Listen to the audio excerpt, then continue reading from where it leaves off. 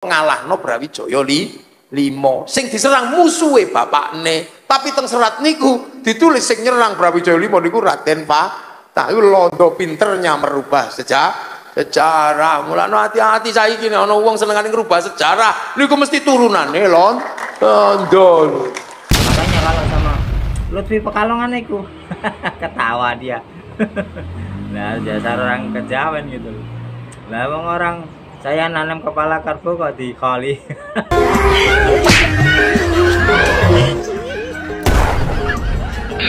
Halo. Gitu.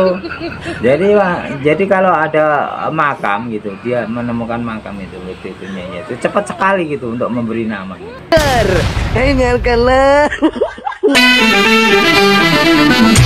Nah oke, sebelum pembahasan ini kita lanjutkan, kita harus sepakati dulu bahwa Belanda itu paling pinter kalau urusan melencengkan sejarah, mengkaburkan sejarah, menghilangkan sejarah. Bagaimana sejarah Nusantara ini banyak diselewengkan oleh penjajah-penjajah Belanda. Tujuannya agar warga Nusantara ini yang pada umumnya keturunan dari bangsa raja-raja, para keturunan pahlawan di Nusantara ini betul-betul kehilangan jejak.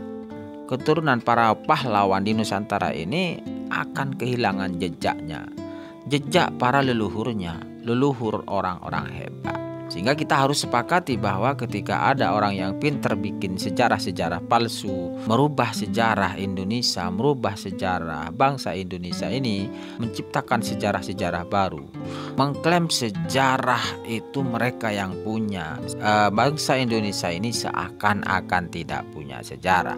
Nah, maka merekalah sebetulnya adalah penjajah. Mereka semua adalah titisan penjajah. Kalau kita misalkan seperti klan Ba'alawi ini, Habib-Habib Ba'alawi ini pandai sekali merubah sejarah, mengklaim sejarah, menciptakan sejarah-sejarah baru. Mereka mengklaim bahwa leluhur-leluhur mereka yang mempunyai sejarah di Indonesia ini. Sehingga putra-putri bangsa ini seakan-akan tidak punya sejarah. Karena apa? Karena sejarah sudah dimenangkan oleh mereka. Bagaimana kemudian ketika ada cerita dulu pada zaman Belanda, ketika Belanda menemukan titik-titik sumber minyak, sumber kekayaan Indonesia, kemudian kekayaan itu, penemuan mereka itu ditutupi dengan dijadikannya sebuah kuburan keramat. Padahal itu adalah sumber minyak, sumber kekayaan. Ada juga cerita kepala kerbau ditanam, kemudian itu diklaim sebagai makam keramat. Lagi-lagi bin Yahya. Assalamualaikum warahmatullahi wabarakatuh. Teman-teman, kita ketemu tumben pagi-pagi, pengen ketemu teman-teman.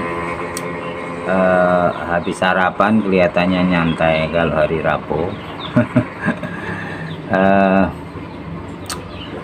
Saya itu santainya itu kalau hari Rabu, hari Minggu. Jadi kalau hari Senin, Selasa, sama Kamis, Jumat itu ya nggak bisa nyantai teman-teman. Oke, semoga pertemuan kali ini pun kita akan diberkati oleh Allah dengan segala macam keberkatan, baik itu kesehatan, ketentraman hidup, kebahagiaan, apapun yang terjadi kita tetap harus bahagia seperti yang diajarkan oleh Kanjeng Sunan Derajat gitu kan, yang sudah saya vlog. Coba kalau yang belum dilihat lagi, itu nasihat Sunan Derajat itu ada 7 itu untuk mencapai kesempurnaan hidup gitu ya. Di antaranya yang nomor 2 itu suka pari suka kudu eling lan waspada. Jadi kita memang harus bergembira teman-teman, harus apa namanya, hidup tuh gak usah susah-susah teman-teman ya. Oke, cari angle.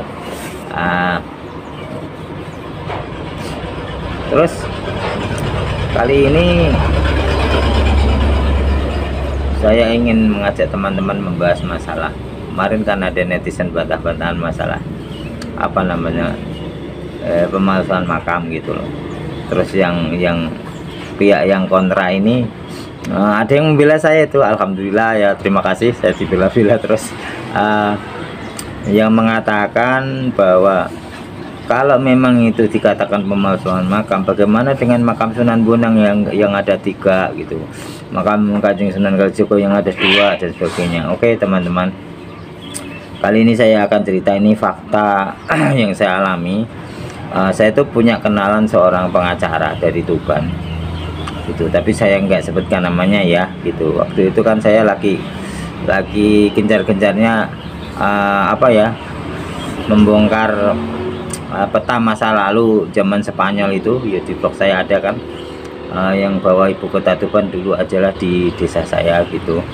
Itu ada petanya zaman Spanyol gitu, dan juga didukung oleh fakta-fakta lain lah gitu ya, banyak. Terus saya ngomong sama dia gitu, misalnya kok Sunan Bonang itu yang asli di Bonang Lasem, bukan di Tuban.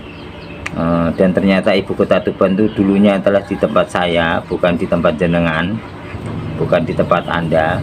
Karena dulu wilayah Tuban kan dari Kaliori itu berbatasan dengan Pati itu sampai ke Sidayu Lama. Itu Sidayu Lama itu Lamongan. Sekarang kan Sidayu yang baru kan Gresik, Sidayu Lama. Jadi beda Sidayu Lama sama Sidayu yang baru. Oke. Terus kemudian apa yang dia katakan, ya nggak apa-apa, justru kebenaran itu ya kebenaran, nggak peduli bagaimana bentuknya, kebenaran. Kalau saya cuman pengen mencintai Tuban tapi menyalahi, kalau kebenarannya nggak di situ kan saya bukan seorang ibaratnya yang berpendidikan. Saya ini seorang pengacara, ya harus ya apa yang benar-benar. Bahkan dia menambahkan informasi kepada saya, sebetulnya di Tuban itu juga ada beberapa yang pernah saya alami. Itu ada 3 makam yang bodong itu, yang palsu. Itu dibuat Belanda untuk menutupi titik-titik pengeboran minyak gitu. Jadi ketika Belanda menemukan titik sumber minyak gitu, terus dia baru makam di situ. Terus dia nyuruh orang untuk ya dirupi, dipelihara gitu, dikholi gitu setiap tahun. Kemudian setiap hari selapan sekali itu ada acara tahlilan dan sebagainya. Itu lama-lama rame gitu.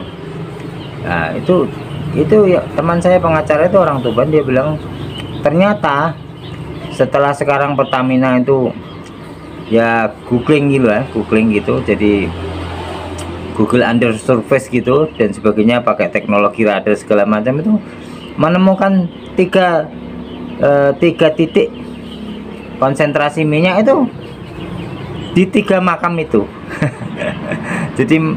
jadi titik pengeborannya itu ya pas di 3 makam itu. Akhirnya makam itu kan dibongkar atas kesepakatan bersama, ternyata ya nggak ada apa-apanya gitu loh, ya nggak ada. Dan ini salah satu kasus ya, bukan harus kasusnya harus seperti itu ya teman-teman, tapi Belanda itu apa saja dilakukan ya untuk menutupi kebenaran gitu, bahwa di situ ada sumber minyak, dia tutupi dengan dibikin makam keramat kan gitu kan gitu. Jadi ya banyak lah gitu. Mungkin juga ada makam juga, mungkin di makam yang baru ditanam di situ gitu, bisa jadi gitu loh gitu. Nah ini kasus ini juga pernah dialami, saya diceritain orang. Saya punya tetangga, ya bukan tetangga lah, orang dari Kabupaten Pati gitu, dari Kecamatan Jakeng. Itu saya pernah tuh, saya diajak temen, itu kan gurunya temen saya, ya temen tapi masih ponakan gitu. Jadi dia guru spiritual lah gitu. Tapi dia tuh bukan hebatnya dia, tapi spiritual Jawa ya teman-teman gitu. Dia pernah waktu jadi transmigran di Sumatera itu kan, dia akhirnya membeli kebun-kebun itu, tanah-tanah kosong, tanami sawit gitu. Jadi sekarang dia kaya dari itu tadi. Dia tinggalnya di Pati, tapi dia punya orang di sana yang merawat sawit gitu. Nah itu dia di dalamnya itu ada gitu, yang dia tuh tahu dari awalnya itu bahwa dia sendiri yang bikin yang ngeprank gitu ya. Namanya dia kan di situ kan tanahnya agak sangar apa-apa, terus dia nanam kebo, nanam kepala kerbau di situ gitu ceritanya. Terus dia pagari, nah dia pagari terus lah dia kasih bunga-bunga gitu kan, wong dia orang Kejawen kan, dia kasih bunga-bunga. Habis gitu terus tahu-tahu ada gitu loh orang datang, tahlilan rame sekali, ditanya loh, kalian itu nalil apa? Ini makam wali gitu, makam wali. Siapa yang bilang? Maulana Lutfi bin Yahya Pekalongan loh. Ini kalau nggak percaya saya temuin orangnya gitu loh. Jadi orang ini ketawa, cerita itu ketawa kepinggal-pinggal. Dasar orang Kejawen kan nggak begitu suka sama orang Islam ya. Cuman saya orangnya kan tamu, lagian saya itu orangnya kan ya terserah lah. Saya itu orangnya tuh cuek aja gitu loh. Saya tuh nggak sumbu pendek gitu, cuek gitu loh. Jadi kalau ada orang berbeda dengan saya ya biasalah, namanya Allah itu membuat manusia itu berbeda gitu loh. Bahkan saya tuh di depan saya tuh ada orang-orang menghina agama saya juga tak biarin. Bukannya saya tuh nggak punya girong, enggak. Ini Indonesia men gitu loh. Permasalahannya begitu. Kalau kamu tuh sumbu pendek, yang ada tuh masalahnya juga nggak pasti selesai. Tapi kamu sudah bikin masalah baru gitu. Kamu sudah bikin masalah baru. Jadi dia itu makanya kalau sama Lutfi Pekalongan itu ketawa dia. Nah dasar orang Kejawen gitu. Lah orang saya nanam kepala kerbau kok dikali. Gitu. Jadi kalau ada makam gitu, dia menemukan makam itu Lutfinya ya itu cepat sekali gitu untuk memberi nama gitu. Nah, masyarakat sekitar kan nggak mungkin berani membongkar-bongkar. Kalau dikatakan makam wali kan nggak mungkin berani bongkar gitu loh, memastikan gitu ya, nggak mungkin gitu loh, karena udah percaya, yakin gitu. Nah, kalau nggak percaya nih tak tunjukin orangnya. Yang masalah tadi yang titipan itu masalah minyak itu, masalah minyak yang ditutupi Belanda dengan makam gitu. Yang ini itu masalah yaitu asal tunjuk gitu. Nah ujung-ujungnya kan nanti ada yayasannya gitu loh. Nah kalau makamnya rame lumayan per bulan berapa. Kalau Priok itu kan kabarnya sampai 500 juta sebulan. Ngeri kan. Nah, jadi kita semua harus terbuka lah gitu. Open your mind. Jadi jangan sampai kamu tuh nanti meninggalnya tuh membawa malu gitu. Harusnya bangga gitu. Jadi bukan malu. Ya, jadi makam-makam di Tuban itu sebagian ya, nggak semua, itu sebagian itu adalah sumber minyak. Dan itu terbongkarnya setelah Pertamina itu ya punya alat-alat canggih untuk mengetahui kecurigaan lah. Itu ada sumber minyak di situ, dan itu ada setelah Tibur ada 3 tempat itu yang memang makam gitu. Itu pengacaranya ada. Saya punya temen itu saya punya sepupu itu temennya sepupu saya orang Tuban. Nah, itu jadi itu awalnya dari vlog saya tentang sejarah desa saya itu, bahwa Tuban itu dulunya di sini ibu kotanya. Itu di vlog-vlognya saya yang dulu. Kalau yang kepo silahkan dibuka gitu ya. Kita tinggal nunggu momen-momen revolusi DNA. Karena di sini di desa saya ada makamnya, insya Allah makamnya Faisin gitu, anak buahnya Cheng Ho. Jadi kita tahu di wilayah sini di Kabupaten Rembang kan dulu ada pendaratan perahu kuno dari Tiongkok itu abad ke-7 gitu. Jadi itu bisa jadi awal dari perkampungan Cina yang dikatakan Cheng Ho di sini. Tapi Cinanya Cina Muslim saudara. Jangan khawatir terhadap, tapi ya sebetulnya bukan harus begitu ya, nggak usah khawatir lah. Cina mau Muslim mau Tionghoa mau Konghucu mau apa, yang penting Cina yang hidup damai dengan kita gitu. Kita pun sebetulnya juga nggak asli sini amat kan gitu. Oke teman-teman, jadi itu masalah yang ingin saya buka gitu. Jadi kenapa dulu ada makam-makam yang dipalsukan Belanda karena untuk menutupi sumber minyak. Ada lagi makam yang dibuat Belanda untuk mengaburkan sejarah. Jadi kita itu jadi dibuat bingung oleh Belanda itu. Jadi kita itu dibikin generasi yang putus asa, generasi yang bingung gitu, kayak di apa namanya yang kalau kita masuk tuh susah keluar, itu apa di dalam permainan itu apa namanya, kalau lupa gitu. Oke. Jadi Belanda memang sengaja membuat kita bingung, blunder segala macam gitu. Jadi bahwa kita itu punya sejarah masa lalu yang sangat hebat, kemudian sama Belanda berusaha dihilangkan. Termasuk kemarin itu ada Profesor Dr. Agus Sunyoto itu mengungkapkan tentang babat Kediri dan babat mana itu Madiun. Lah itu sebetulnya yang setelah ditelusuri itu bodong, maksudnya katanya ada seorang pejabat Belanda yang namanya apa siapa itu ya, nanti kita cari lagi, dibahas lagi di blog itu ternyata nggak ada. Waktu dia tanya Dr. de Graaf Belanda, Dr. de Graaf itu cuman jawab senyum. Artinya memang nggak ada gitu loh. Jadi babat Kediri, babat apa itu bohong. Di situ isinya menjelek-jelekan apa namanya Sunan Giri, Sunan Ampel gitu kan. Nah, ternyata ujung-ujungnya Belanda juga gitu lah. Jadi sama dengan apa namanya itu loh, Gajah Mada itu kan ya tokoh idola Nusantara, itu Belanda nggak terima dijelek-jelekan dengan perang Bubat. Ternyata perang Bubat tuh sumbernya itu Kidung Sunda. Lah Kidung Sunda yang nulis siapa? Ternyata bukan orang Sunda tapi orang Bali.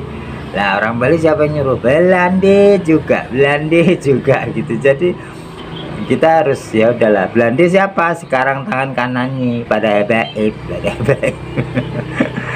Jadi pemalsuan makam berlanjut terus. Sekarang ini apa? Ya sudah dilakukan sejak zaman Belanda. Ya, sekarang kalau bangsa Israel tuh juga Israel tuh di sana di Palestina bikin makam palsu berapa ratus itu untuk meyakinkan orang bahwa mereka lah yang punya tanah itu peninggalan Daud ya, kan gitu kan, mereka pewaris Daud, dan di situ sudah makam-makamnya banyak dibuat. Lah persis sama di sini pun begitu. Kalau ada gundukan tanah kayak Syekh Jumadil Kubro di Semarang itu juga kan, tahu-tahu ada makam Syekh. Dulu waktu itu saya juga heran dulu kok ada Syekh Jumadil Kubro di situ, yang kita tahu kan sudah lama dari kapan itu kan makam Troloyo di Mojokerto itu Trowulan, di situ kan sudah berkumpul banyak makam gitu loh, termasuk Syekh Jumadil Kubro di situ, dan sudah diperingati oleh orang lintas agama di situ, termasuk orang Bali gitu. Di setiap Jumat terakhir bulan Apit gitu, bulan Julqaidah ya, itu kan ada acara kungkum di situ, orang-orang Bali banyak di situ. Itu acara hallnya Syekh Jumadil Kubro. Nah, jadi kalau kita mau ambil segi positifnya, beliau adalah sama seperti Gus Dur gitu, milik semua agama gitu. Nah, tahu-tahu ada makam Syekh Jumadil Kubro di Semarang. Alah ya mau jadi apa nama, waralaba kota amal. Waralaba kota amal. Oke teman-teman ya, semoga nanti pemerintah ini katanya ada program tes DNA massal gitu lah untuk tujuan kesehatan. Itu program dari Dinas Kesehatan, dan semoga itu segera cepat terlaksana, karena memang kita tahu sendiri pemerintah itu dari wacana ke realita tuh lama banget gitu. Kalau sudah ada itu kan, walaupun tujuannya kesehatan, akhirnya kan suduk gunting tatu loro, jadi akhirnya dua tujuan bisa kecapai. Di antaranya itu tadi studi nasab segala macam, jadi kita bisa tahu. Kalau perlu saya juga pengen sejarah-sejarah lama yang sudah ada itu dibongkar lagi, dites DNA lagi gitu. Jadi semacam apa namanya, kayak sekarang ini lagi perpecahan antara Desa Pekuan dengan Desa Ngerang di Kecamatan Batangan Pati, itu masing-masing mengklaim punya makamnya Syekh Sunan Ngerang gitu. Tapi memang saya pernah dengar di Bekuan itu sudah di apa, di itu ditusuk-tusuk gitu dari atas sama kamera itu, kamera tapi dikasih tongkat gitu buat nusuk gitu ke dalam. Oh benar ada gitu, tapi kan belum sampai tingkat tes DNA. Nah itu juga ada sebagian makam yang kosong, misalnya makamnya apa namanya itu, makamnya Ki Ageng Selo itu kosong gitu, nggak ada ditusuk tuh, nggak ada, kosong. Berarti di situ hanya petilasan, karena mungkin kenapa harus jauh-jauh gitu. Kalau memang benar di situ Sunan Ngerang ya, kenapa harus jauh-jauh di apa Purwodadi lah, di sini aja nggak apa-apa, cukup sampai juga ke Ki Ageng Selo. Jadi orang zaman dulu kalau ziarah, kalau kelamaan maksudnya jauh pakai kuda atau mungkin malah berjalan kaki kan gitu, jadi kasihan gitu. Jadi di situ dibikin petilasannya. Terus tapi kalau masalah silsilah itu yang benar, kemungkinan dari Kiai Nur Eha itu meyakini bahwa silsilah yang benar itu yang dari Ngerangnya, bukan yang Bekuan. Bekuan tuh kalau menurut saya yaitu karena dia buat oleh Lutfi bin-nya ya para habaib, ya udahlah, kita sudah tahu. Sekali lancong ke ujian seumur hidup orang tidak percaya. Akhirnya sekali pernah kamu berbohong, kamu tidak akan pernah percaya lagi. Ya termasuk di Bekuan ini. Jadi saya punya keyakinan Bekuan dan Ngerang ini kasusnya adalah ketika kita mau cari bentuk fisiknya, kemungkinan di Bekuan karena sudah dites, ditusukin sama kamera sama BPJG, Balai Cagar Budaya gitu. Kemudian tapi ya di Ngerang ini punya silsilah yang dari keraton, memegang silsilah dari keraton Jogja. Jadi karena dulu itu saya punya di vlog saya dulu kan, jadi Ngerang itu adalah perbatasan, dia wilayah dari Demak tapi perbatasan Tuban. Jadi dari Kali-Kaliori ke Sedayu Lamongan kan Tuban, kemudian Kaliori sampai ke Buaret itu kan wilayah Demak. Lah Ngerang itu adalah di apit dua sungai, Sungai Juwana dan Sungai Kaliori, itu adalah wilayah pemantauan intelijen lah. Jadi di situ ada Sunan Ngerang di situ sebagai Senopati Demak, itu kan dia mukimnya di situ untuk memantau perbatasan gitu. Jadi posisinya Ngerang itu ya semuanya itu dari Kali-Kaliori sampai Kali Juwana. Lah setelah perluasan wilayah ini kan ada Ngerang itu ada Bekuan yang dulunya bukan desa, akhirnya sekarang menjadi desa. Bekuan itu artinya tempat domisilinya, tempat tempat peristirahatannya, maksudnya rumah tinggalnya Kanjeng Sunan Ngerang itu tadi. Karena sangat meluas, akhirnya terjadi partisisasi, pemisahan gitu. Jadi partisi gitu ya, jadi terkotak-kotak gitu ya. Akhirnya ya itu tadi. Nah di situ ada makam lah. Keyakinan kalau saya, bukan saya itu nggak menghormati Romo Kiai ya. Kalau manuskrip datanya oke, saya percaya yang Ngerang gitu. Tapi kalau bentuk jasadnya, gembungnya, mungkin itu saya kok yakin di Bekuan gitu. Jadi tapi di Bekuan itu karena dia kan terlanjur dikonsultasikan ke Pekalongan, ya sudah. Dulu Mbah Sobib, kemudian itu pegang Pekalongan, akhirnya begitu kan. Yang saya tahu itu awalnya Mbah Sobib gitu. Tapi kan terus mungkin urutan itunya kan Pekalongan gitu. Nah kalau Pekalongan ya udah kayak gitulah, kita tahu gitu urusannya gitu, udah dibaalirikan. Jadi diajomatkan, berajomat terus dibalawi, pecahnya zaman lagi.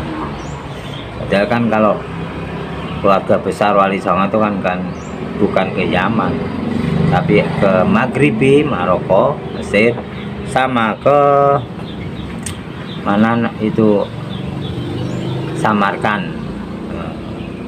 Samarkan Rusia ya. Nah itu nggak ada yang di Yaman. Oke, jadi Musa Al-Kazim. Oke teman-teman, jadi itu masalah makam. Kesimpulannya adalah makam yang double itu adalah ulah Belandi, untuk membuat kita bingung gitu. Terus mana yang benar mana yang salah, ya monggo masing-masing silakan. Nanti kan ada teknologi tes DNA, bongkar makam, tes DNA, selesai, nggak ada lagi pertikaian. Kalau saya karena punya keyakinan bahwa ibu kota Tuban dulu di tempat saya, maka saya lebih condong ke makam Sunan Bonang adalah di Bonang Lasem gitu. Makam Sunan Bonang di Desa Bonang Lasem gitu. Itu keyakinan saya ya gitu. Tapi di situ memang sering dibangun ambruk, nggak mau dibangun kita di situ gitu.